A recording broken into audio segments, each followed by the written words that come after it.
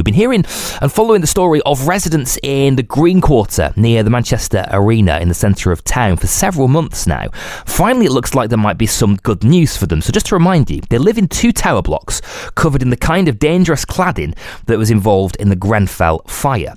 Well, they can't move, they can't sell, they can't remortgage because of this, and they find now that they are really genuinely worried about their safety. We might be at an endpoint, and obviously the fear is that this is just a promise that might go away. It's just words, that their intent is an important word. It doesn't mean anything until it's signed. It's been frustrating. It's been stressful. It's changed lives. We wanted to sell our apartment this year. We can't. So that's how we've had to put our plans on hold until this work is done.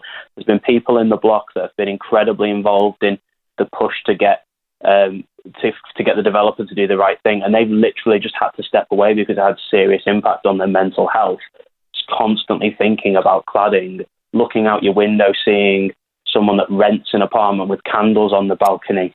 All things like this are just driving people crazy, and it needs to. It's good that we might be getting somewhere. We need that confirmed, and we need it done. We need the work to start, and we need to know an end date. That's what we need now as a group of residents. As much as we love living in the city centre, and I have loved this apartment up until all this started, we do want to move on with our lives now, and we just can't wait for this to be something that we're not thinking about all the time and having to do stuff about all the time, and just move on with our lives, hopefully. Residents from the Green Quarter, or a resident from the Green Quarter there, expressing his concerns of that cladding. Well, to add to that, the company that owns the freehold for the building, Pemberstone, took them to a tribunal in the summer, which landed them with the bill to pay to remove that dangerous cladding. Well, they were due to pay at least £10,000 each, landing just before Christmas. At that point, in steps the TV architect George Clarke, the man that you'll know from Amazing Spaces and Restoration Man on Channel 4, and it looks like there has been some movement on this bill, and they might not have to pay it after all. Well, George joins you now. George, good morning. From your perspective, where are we up to now?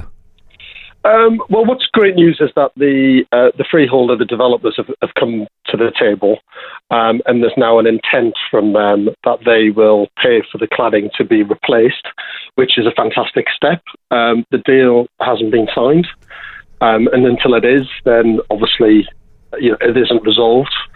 But this is just an example of one tower across the country. The government have discovered that there are 289 similar towers across the country with the cladding on. Now, you've got to put that in some context. That's 209 towers with multiple apartments in there, many, many families who every single day are living under the fear of that building catching fire. Any day we could have a repeat of Grenfell. And that is a really frightening, harrowing prospect. And the fact that there's so much complexity, and I understand the complexity, developers, builders, warranty providers, etc., are all vying not to pay for the replacement cladding. And the responsibility in some ways is now being put on to the residents to pay. And actually the figures are higher than you mentioned. So at the Green Quarter, they get given their service charge bill around Christmas time, which is bizarre to me anyway. It's like being given your tax bill just after Christmas, isn't it? It's £18,000. It's £15,000 plus VAT that people have to find and pay around Christmas. Now, when those people bought that apartment, they were assuming that they were buying an apartment that was safe. And they've bought an apartment that isn't safe. That cannot be their responsibility to be able to pay. It shouldn't be irrespective of what the legalities might be. I think all of these developers and builders and warranty providers have got a moral responsibility to change that cladding to make those buildings safe. And I think it needs to be done as quickly as possible. Every day that goes by is taking too long.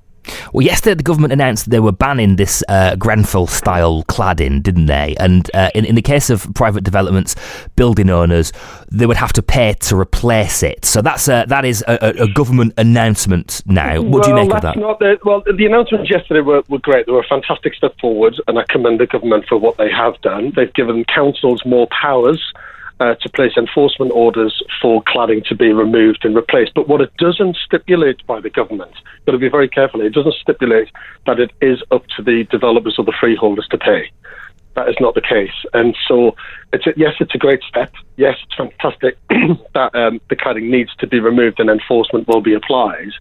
But there will still be a huge amount of legal issues about who is responsible for the payment of that. And you have to remember, that all of these residents might not have the means to fight legal battles. Even though at the moment there's around 15 towers in the Manchester area that have the same cladding. Now, there's a huge amount of work going into the investigations of that as to why it doesn't comply, whose responsibility that is. That all takes time and a huge amount of legal fees to get to the bottom of it. And I think residents are becoming the victim of that process and the need to be given support. Personally, and I would give a call out to every single resident in one of those 289 towers. I think they should come together. I think they should form a group. I think they should form a UK-wide group and have strength in numbers and support each other and use social media and try and collectively use power to campaign for what's right. A strong message from you there, George. We should say a Pemberstone spokesman said, we always recognise the concerns of the residents at Viola Court and Cypress Place and have been working for a year to find the best outcome for all parties.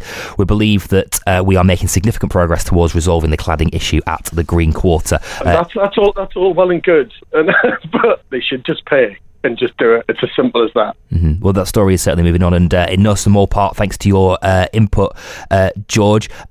Before you go, George, I want to seize this opportunity. I'm moving house today. You want some design advice? I really do. I'm moving into a 1930s semi. Nice. Any kind of, we've got to go to the traffic, but a quick top tip on what to do with the 1930s semi? Just make it beautiful, mate. Respect the period features, but do something new that reflects your personal taste. Okay, respect the features. I like that. Yeah, that's good. That's important, isn't it? You don't want to go ripping out all the best bits. Yeah, watch an episode of Old House, New Home. Yeah, okay, good. There's a plug. Strong plug. TV architect George Clarke on the latest on that cladding situation. Really appreciate your time this morning. Have a great day. Thanks a lot. And we'll keep you up to date with that as it develops as well over the next few weeks and months on BBC Radio Manchester.